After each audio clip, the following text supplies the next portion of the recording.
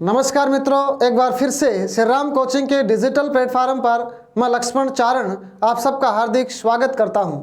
हम अनुपात समानुपात पढ़ रहे थे। आज हम अनुपात समानुपात पर कुछ विविध प्रश्न करेंगे। मतलब अनुपात समानुपात अथाह है, पूरी गणित में इसका यूज होता है। आज हम कुछ विविध प्रश्न करते हैं, जिस हिसाब से आपका कंसेप्ट और क्लियर हो जाएगा। तो चलिए आज का सेशन हम शुरू करते हैं। आज की हमारी टाइप रहेगी विविध प्रश्न। मतलब इसमें हम बहुत सारे प्रश्न करने वाले हैं। अलग अलग वैरायटी के कई प्रश्न आते हैं। विविध प्रश्न, इसमें आपका रिवीजन भी होता रहेगा। विविध प्रश्न, देखो विविध प्रश्न किस तरीके से पूछे जाते हैं। चलिए आज का हम सेशन शुरू करें। पहला क्वेश्चन, कुछ सवाल तो कॉपर जिंक पर आधारित आते हैं। तो आज का क्वेश्चन नंबर 1, जैसे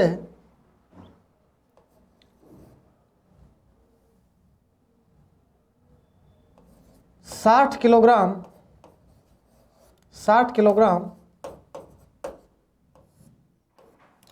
कॉपर तथा जिंक के मिश्रण में 60 किलोग्राम कॉपर तथा जिंक के मिश्रण में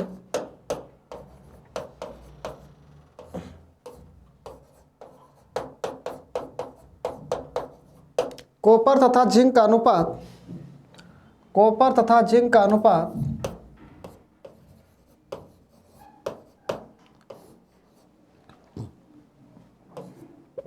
7:3 है। सवाल आएगा इसमें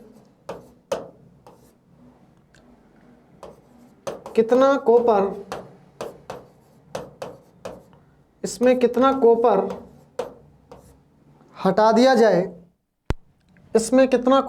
दिया जाए,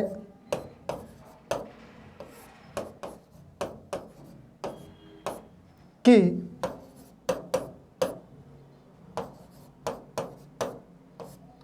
कॉपर तथा जिंक का अनुपात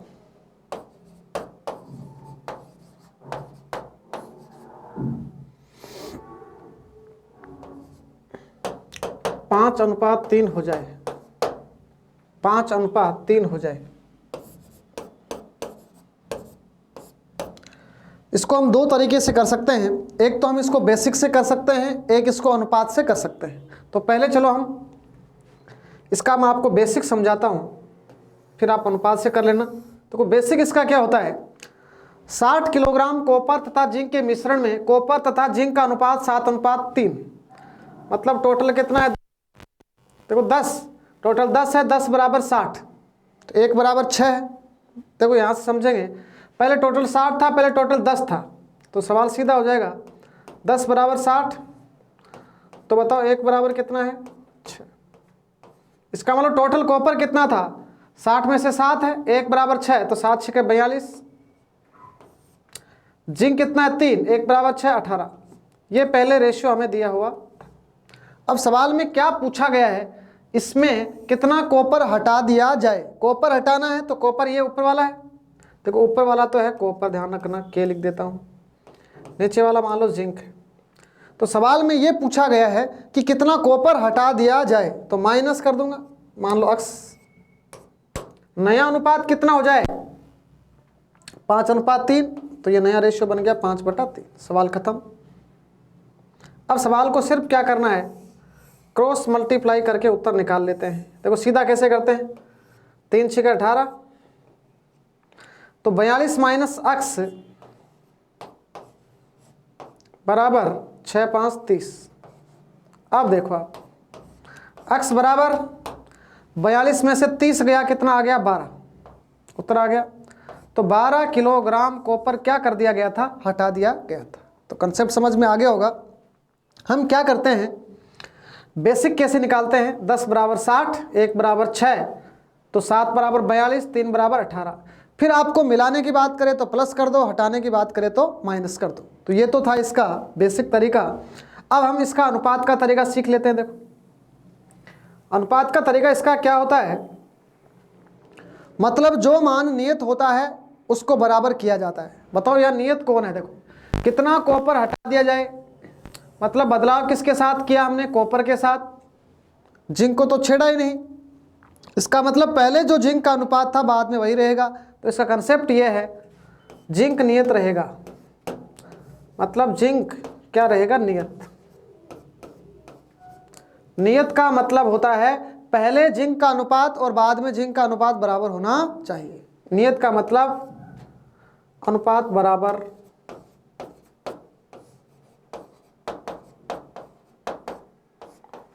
होना चाहिए।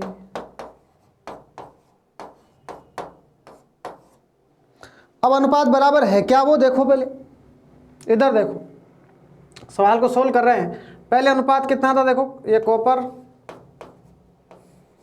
और ये जिंक, पहले अनुपात था 7 और 3 और बाद में हो गया 5 और 3। पहला पॉइंट यही है कि क्या जिंक नियत है, जिंक पहले भी 3 बाद में 3 नियत है तो कोई फर्क नहीं पड़ेगा। देखो टोटल पहले था 7 और 3 10, बाद में हो गया 5 और 3 8। अब हमें करना क्या है, सवाल में कितना बदलाव आ गया, देखो पहले 10 मिश्रण था अब 8 हो गया, मतलब कितना हटाया, 2 हटाया। अब 2 का मान आएगा कैसे, 10 का मान दे रखा है। देखो पहले मिश्रण था 10, 10 बराबर 60, 1 बराबर 6, 1 का मान 6 है तो बताओ 2 का मान कितना आ जाएगा, 12। देखो 1 का मान कितना 6, तो बताओ 2 बराबर, तो यहां से समझ में आ गया होगा, कॉपर हटाया, कॉपर हटा, कितना हटा, 2 गुणा 6 कितने किलोग्राम, 12 किलोग्राम। तो अनुपात में क्या करते हैं, जो नियत होता है उसको बराबर बनाया जाता है। तो ये सवाल आपके समझ में आ गया होगा। एक और क्वेश्चन करके इस कंसेप्ट को क्लियर करने का हम प्रयास करते हैं। तो देखो क्वेश्चन नंबर 2, जैसे 90 किलोग्राम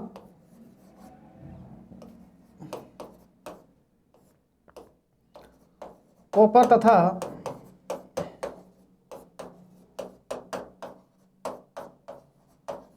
जिंक के मिश्रण में कॉपर तथा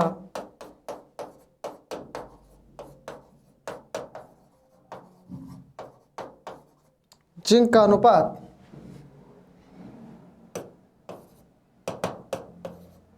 13:5 है।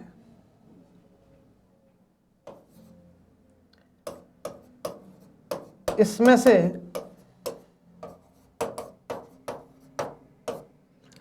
कितना कॉपर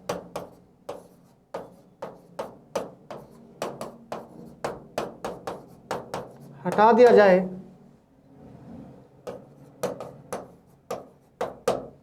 कि नया अनुपात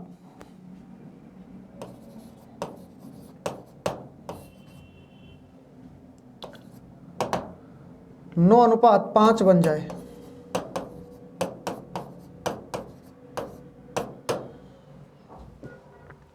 बताओ कैसे करोगे। अब मैं अनुपात से बताऊंगा भाई डायरेक्ट, क्योंकि एक तरीका मैंने बता दिया है, डायरेक्ट हम अनुपात का सहारा लेंगे। देखो पहले मिश्रण सीधा लिख रहा हूं, कॉपर और जिंक। पहले अनुपात क्या था, 13 और 5, टोटल कितना था 18, बाद में हो गया 9 और 5, टोटल कितना हो गया 14।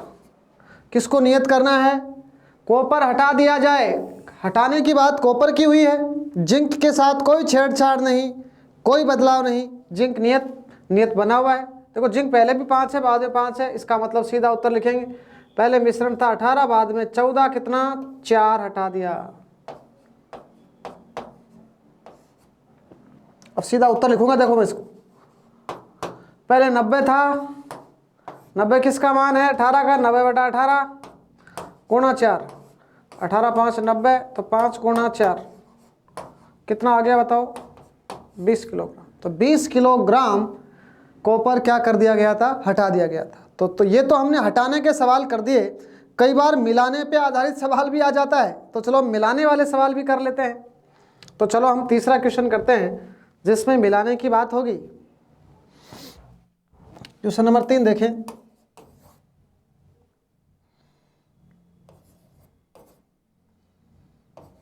अस्सी किलोग्राम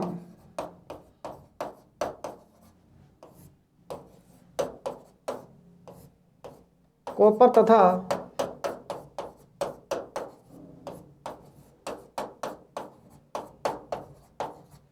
जिंक के मिश्रण ने कॉपर तथा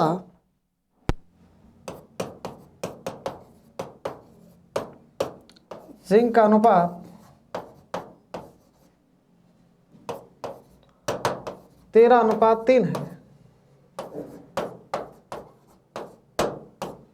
इसमें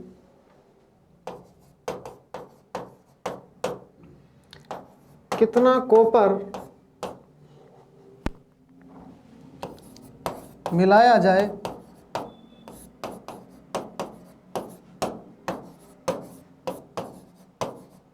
कि नया अनुपात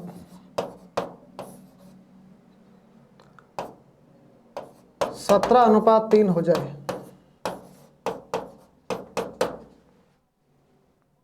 देखो सवाल बहुत आसान है, कंसेप्ट को समझना है, नियत कौन है। देखो सीधा करूंगा मैं अब। कॉपर जिंक कितना है बताओ? 13, 3, 16। बाद में कॉपर जिंक 17, 3। बाद में कितना हो गया? 20। कितना कॉपर मिला दिया जाए? छेड़छाड़ यहां भी कॉपर के साथ हुआ है। जिंक नियत, तो देखो जिंक ये कॉपर है के, ये जेड जिंक। वैसे कॉपर होता है Cu, जिंक होता है Zn। शॉर्ट में समझ रहे हैं, कॉपर जिंक। देखो ये नियत है, कोई बात नहीं। इसका मतलब पहले मिश्रण 16 था, 20 हो गया, कितना बढ़ गया? 5 मिला दिया। जो पूछा गया वो 5 मिलाया। तो देखो उत्तर सीधा लिख दूंगा मैं। अब कैसे लिखेंगे? 16 किसकी वैल्यू है? 80। 80/16 गुणा 5। 16, 5, 80। 5 गुणा 5 कितना आ गया बताओ? 25 किलोग्राम। तो 25 किलोग्राम कॉपर इसमें मिला दिया गया था। तो यहाँ पर ये जितने भी सवाल किए ये वैल्यू तो क्या है? नियत।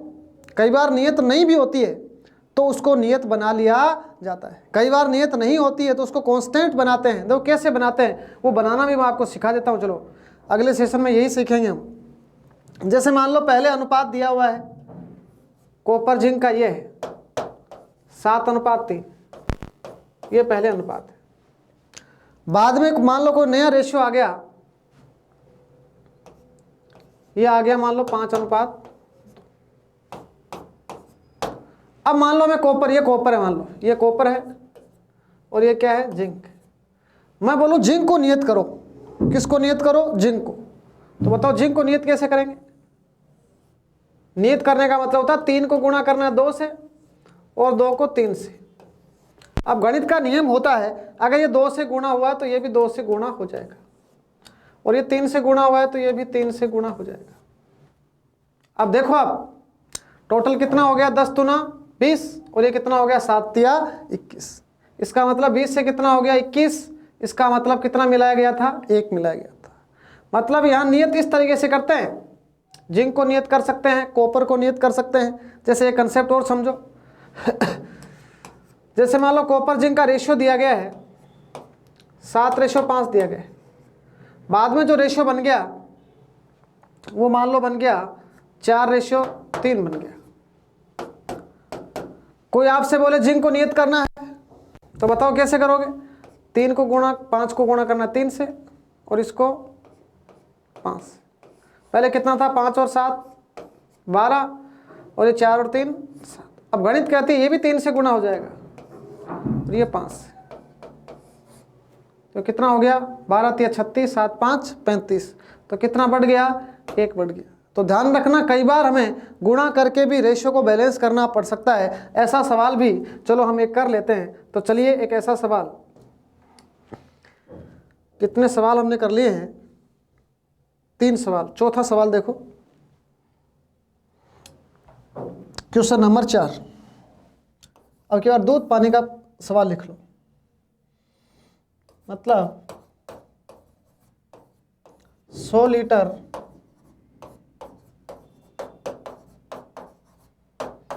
दूध तथा पानी के मिश्रण में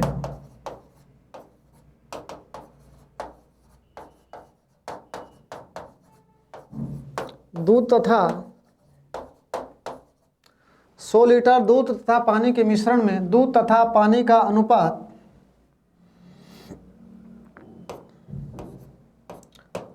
17:3 है। 17:3 है। सवाल बना देता हूं आपके लिए।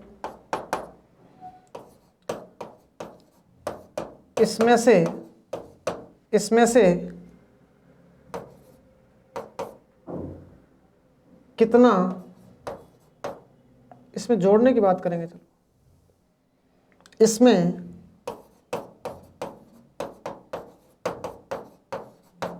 कितना पानी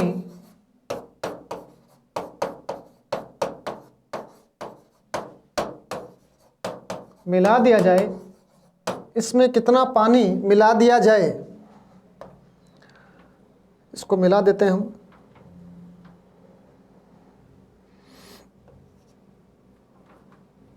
चलो तो इजी हो जाएगा आपके लिए।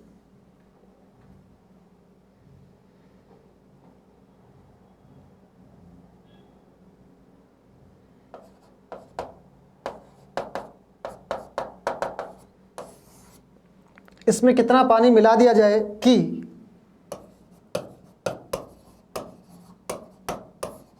नया अनुपात 17:9 हो जाए।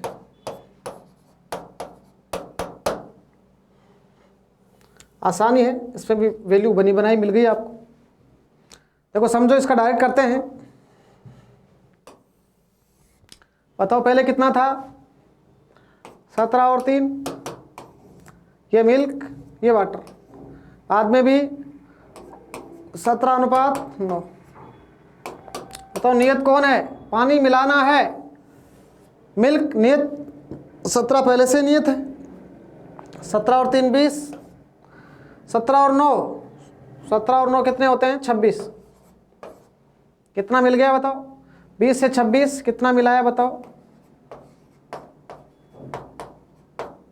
6 मिल गया।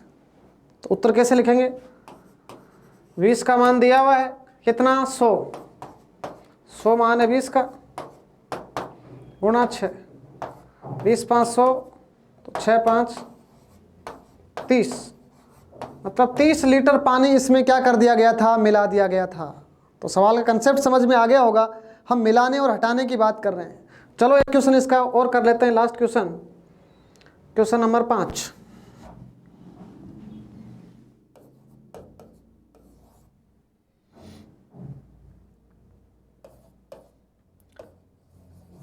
साठ लीटर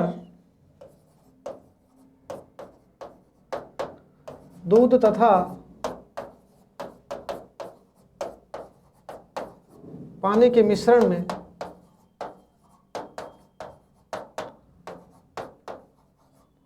दूध तथा पानी का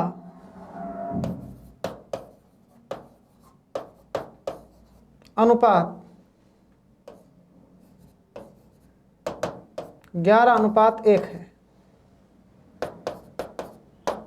सवाल बना देते हैं। इसमें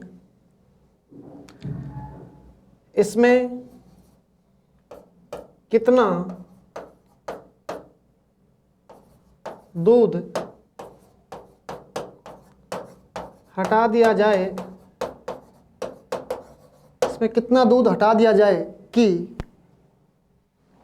नया अनुपात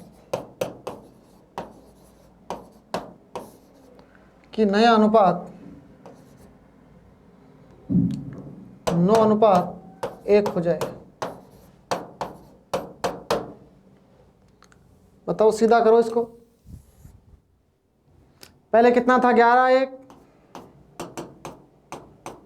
12, बाद में 9 और 1 10, कितना हटा दिया बताओ, 2। अब सीधा लिख दूंगा मैं, 12 की वैल्यू दे रखी है 60, ये 12 तो हटा दिया, तो 12 5 60, 5 दूना 10, तो 10 लीटर दूध इसमें से हटा दिया गया था। तो यहाँ तक आपके समझ में आ गया होगा। यहाँ का आप स्क्रीनशॉट लीजिए, फिर इसके बाद में हम कुछ अलग से विशेष प्रश्न और करते हैं ताकि आपका कंसेप्ट क्लियर हो जाए। इसका स्क्रीनशॉट लो आप।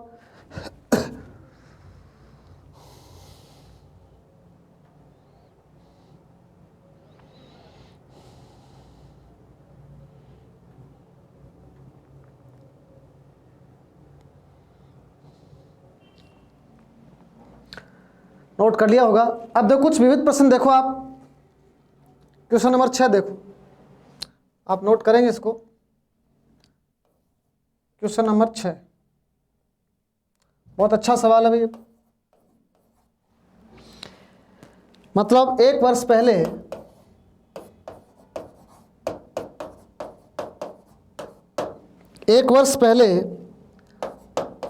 ए और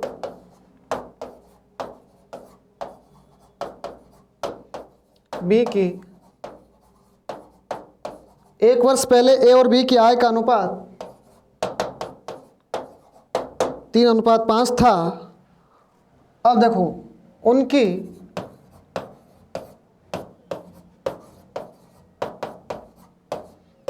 पिछले वर्ष व वर्तमान वर्ष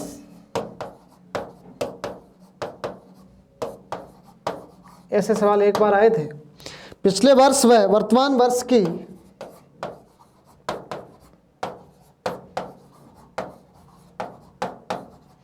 आय का अनुपात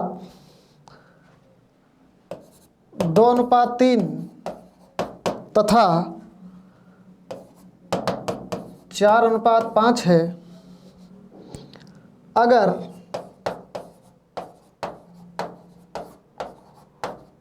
उनकी वर्तमान आय, मतलब कुल आय दे रखी है, वर्तमान आय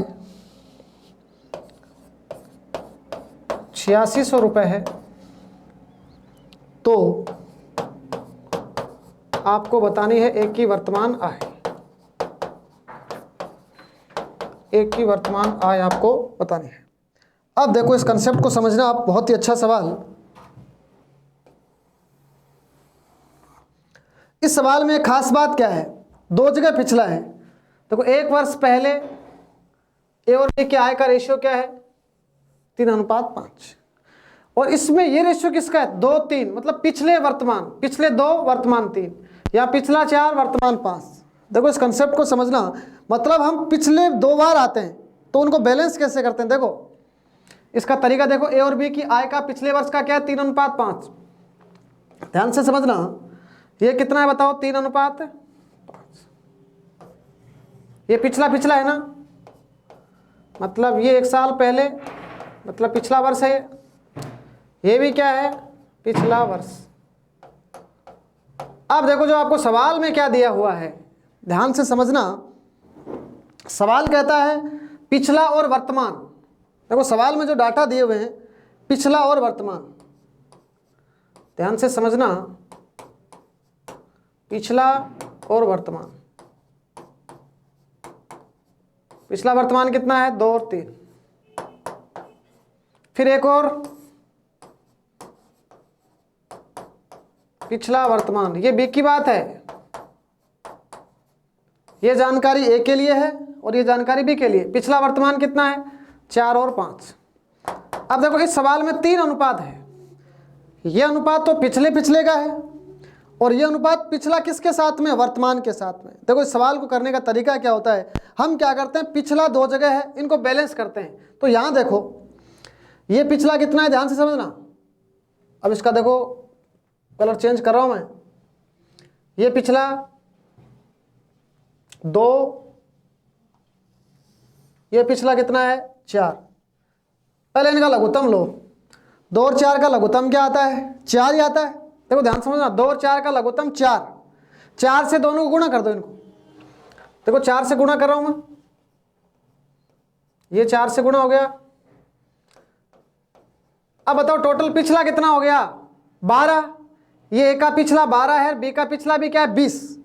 ध्यान से समझना, ए का पिछला यहाँ 2 है, यहाँ वर्तमान 3। अब ध्यान से समझ लो, ये 2 है और ये कितना है 12। हमें तो 3 की वैल्यू निकालनी है ना। देखो 2 बराबर कितना है 12, इधर ध्यान समझना, 2 बराबर 12 मतलब 2 12 कब आएगा, 2 बराबर 12 तो 1 की वैल्यू कितनी आएगी 6। देखो ध्यान से समझना,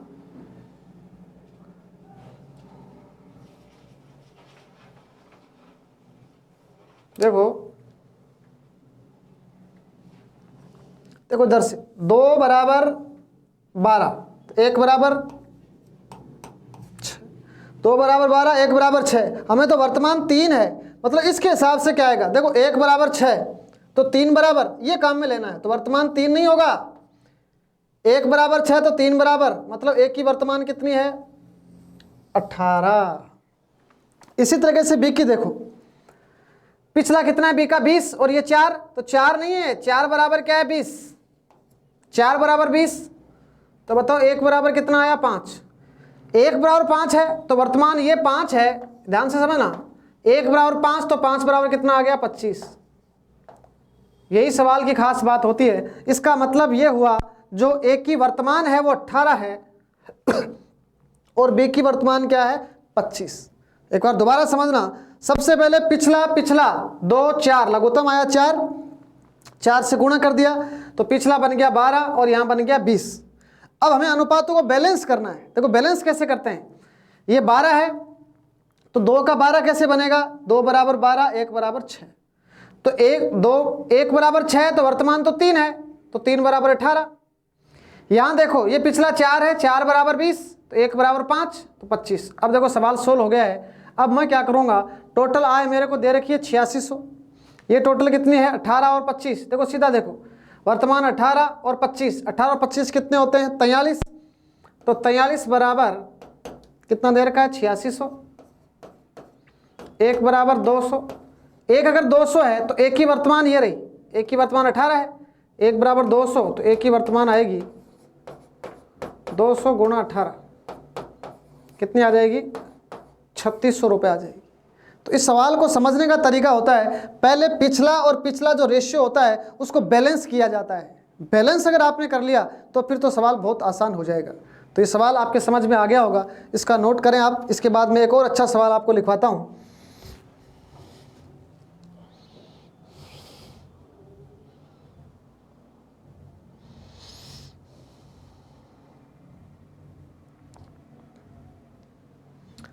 चलो एक और विविध प्रश्न में चलते हैं आगे। चलो 3 का करवाता हूं। देखो पिछला का 3 का सवाल है, बड़ा सवाल है, समझने की कोशिश करना कैसे बैलेंस करेंगे। क्वेश्चन नंबर 7 3 के देखो,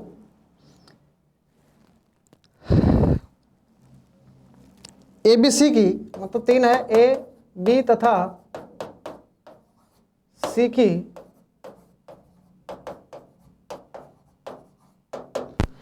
पिछले वर्ष की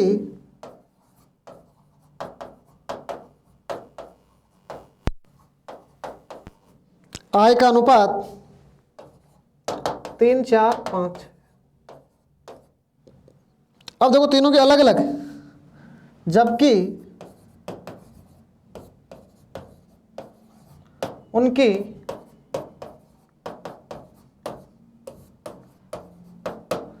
पिछले तथा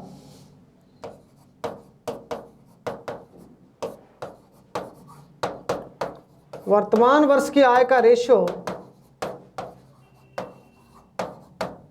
आय का अनुपात क्रमशः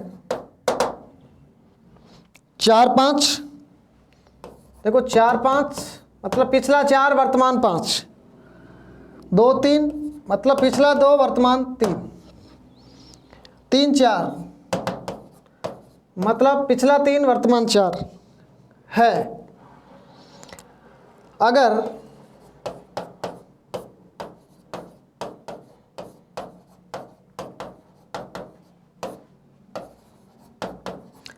अगर कुल वर्तमान आय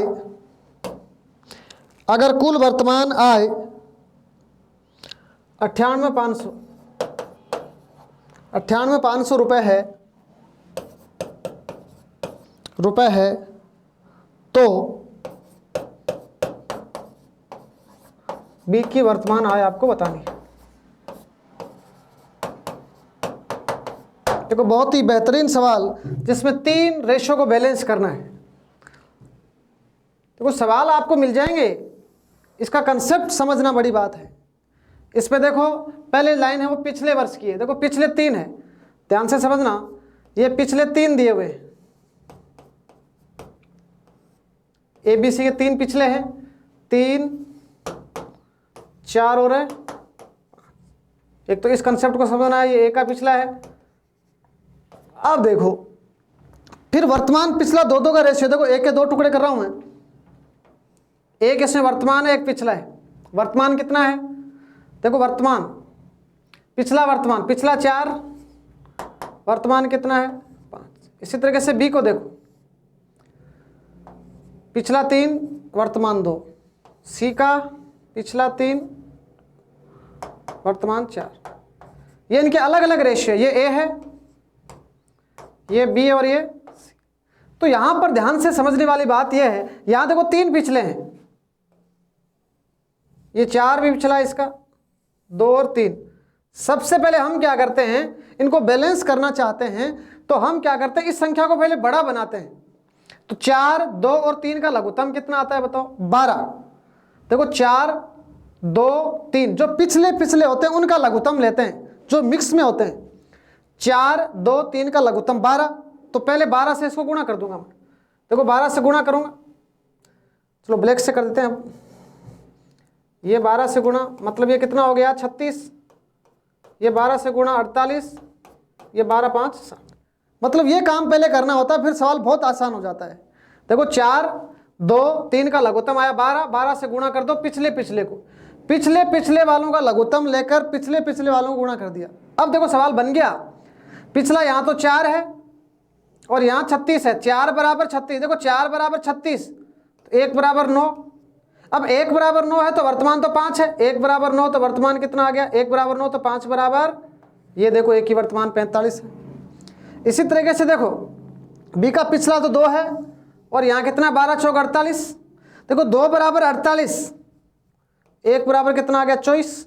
1 बराबर 24 है तो वर्तमान तो 3 है, देखो 1 बराबर 24 तो वर्तमान 24 या 72।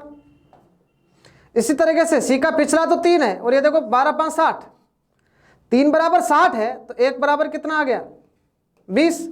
3 बराबर 60 है तो 1 बराबर 20, तो वर्तमान तो आगे वाला है, तो 1 बराबर 20, 4 बराबर 80। ये जो रेशियो आते हैं ये वर्तमान के रेशियो आते हैं। देखो हमने रेशियो को बैलेंस कर दिया, ये पिछला 36 के हिसाब से कितना आ गया वर्तमान 45, 48 के हिसाब से 72, 60 के हिसाब से कितना आ गया 80। रेशियो बैलेंस है यहाँ पर। अब देखो हमें कुल आय दे रखी है, कुल आय टोटल देखो 45, इनको जोड़ देता हूँ। देखो 5 और 2 7, 8 और 7 15 और 4 19, मतलब टोटल आय 197। इधर देखो 45 72 80, 197 का मान दिया हुआ है। टोटल आय कितनी है 98,500। बस काम खत्म। 197 बराबर 98,500, तो एक का मान बताओ, काटो इसको, 5 बार घटाया। देखो 19 का भाड़ा बोलो, 19 दूना 48, 19 57, 19 76, 19 5 95, 95, तो 5 बार घटेगा। तो एक की वैल्यू कितनी आ गई 500। 1 बराबर 500। किसकी आय पूछी गई है बताओ, बी की वर्तमान आय। तो बी की वर्तमान आय ये 72, तो देखो बी की वर्तमान आय 72 है, तो 72 गुणा 500, 5 दूना 10, 7 5 35 और 1 36, कितनी आ जाएगी 36,000 आ जाएगी। तो बहुत ही बेहतरीन सवाल है। इसमें हम क्या करते हैं, जो पहले पिछले वाले रेशियो होते हैं लघुत्तम से गुणा करके थोड़ा बड़ा बना लेते हैं ताकि बैलेंस करने में आसानी हो। देखो यहाँ अगर मैं बोलता हूँ कि 4 बराबर 3, तो 1 बराबर 3/4 भिन्न बन रही है, लेकिन यहाँ देखो 4 बराबर 36 तो 1 बराबर 9। पूर्णांक संख्याएं प्राप्त करने के लिए हम क्या करते हैं, पहले इनका लघुत्तम लेकर आगे ही गुणा कर देते हैं। तो ये आज का सबसे बेहतरीन सवाल था, इसको नोट करें आप।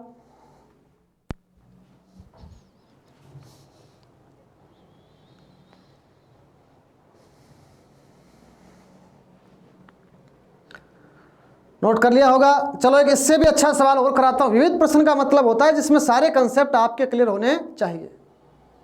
तो चलो क्वेश्चन नंबर 8।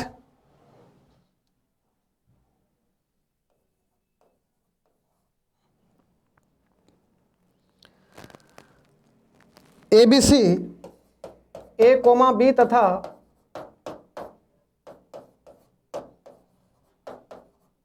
C की, ये भी अच्छा सवाल है भाई, आय का अनुपात 3:7:4 है तथा उनके खर्च का अनुपात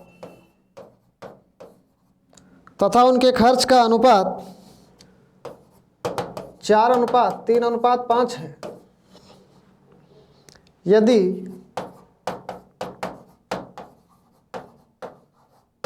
A अपनी आय का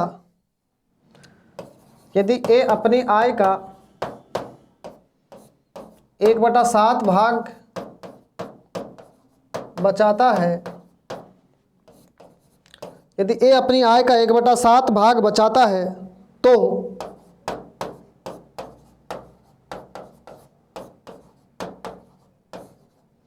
उनकी बचत का अनुपात ज्ञात कीजिए। बचत का अनुपात बताना है। बहुत ही बेहतरीन सवाल है। इस सवाल को करने के लिए हमें कंसेप्ट बहुत ही अच्छा करना होगा। देखो सवाल क्या है, इसमें हमें तीनों की बचत नहीं दे रखी, वरना तुम ट्रिक लगा सकते हैं, समान बचत है तो अंतर देख लेते हैं, लेकिन यहाँ सिर्फ किसकी जानकारी दी गई है, यदि A अपनी आय का 1/7 भाग बचाता है। तो देखो पहले इसका बेसिक समझा देता हूँ। इसका देखो बेसिक तो क्या है, बेसिक ही आसानी है। बताओ A की आय 3, तो मैं क्या करूँगा, A की आय तो मान लूँगा 3x, B की आय 7x और इसकी 4x, ये तो इनकी आय हो गई। और नीचे इनके खर्चे मान लूँगा मैं। खर्चे अलग है तो इसका मान लिया मैंने 4y खर्चा, इसका 3y और इसका 5y, ये हो गए क्या इनके खर्चे। कोई बोले बचत बताओ, तो बचत क्या क्या आई इनकी, देखो A की बचत आएगी 3x माइनस 4y अनुपात B की बचत 7x माइनस 3y और C की बचत 4x माइनस 5y। ये तो इसका बेसिक तरीका है। सबसे पहले आय को मान लिया मैंने 3x 7x 4x, खर्चे को मान लिया 4y 3y। y का मान, अक्स y का अगर मान आ जाएगा तो सवाल सोल्व हो जाएगा। अब अक्स y का मान निकालने के लिए हमें ये कंडीशन दे रखी है, यदि A अपनी आय का 1/7 भाग बचाता है, इसका मतलब क्या है, देखो इसका मतलब क्या है, A की जो आय है, एक तो बचाता है तो A का खर्चा, इसका मतलब है A की जो इनकम 7 है उसमें से कितना बचाता है, 1 बचाता है, तो खर्चा कितना करता है, 6 का। इसका मतलब A की आय 7 है और खर्चा 6। और ये सवाल में देखो दिया हुआ है, तो यहाँ से इसको बेसिक लगा रहा हूँ। A की आय 7 खर्चा 6 और यहाँ देखो आय 3x और खर्चा 4y, तो देखो समीकरण बन गया 3x/4y और सवाल सोल्व हो गया। देखो 18x, ध्यान देना, 18x बराबर 28y, काट दो 9 और 14, तो आ गया ना, x बराबर 14 y बराबर 9। ये इसका बेसिक तरीका है। मतलब पहले x y की वैल्यू निकाली जाती है और फिर सवाल जाके सोल्व होता है। अब देखो सवाल सोल्व हो गया है इधर मैं डाटा लिख रहा हूँ। 3x, x कितना 14, देखो 3x 3 गुणा 14 माइनस 4y 4 गुणा 9 अनुपात 7x 7 गुणा 14 माइनस 3y 3 गुणा 9 4x 4 गुणा 14 माइनस 5y। अब इसको सरल कर देंगे, इसको सरल करना भाई, 14 तिया 42 9 चौक 36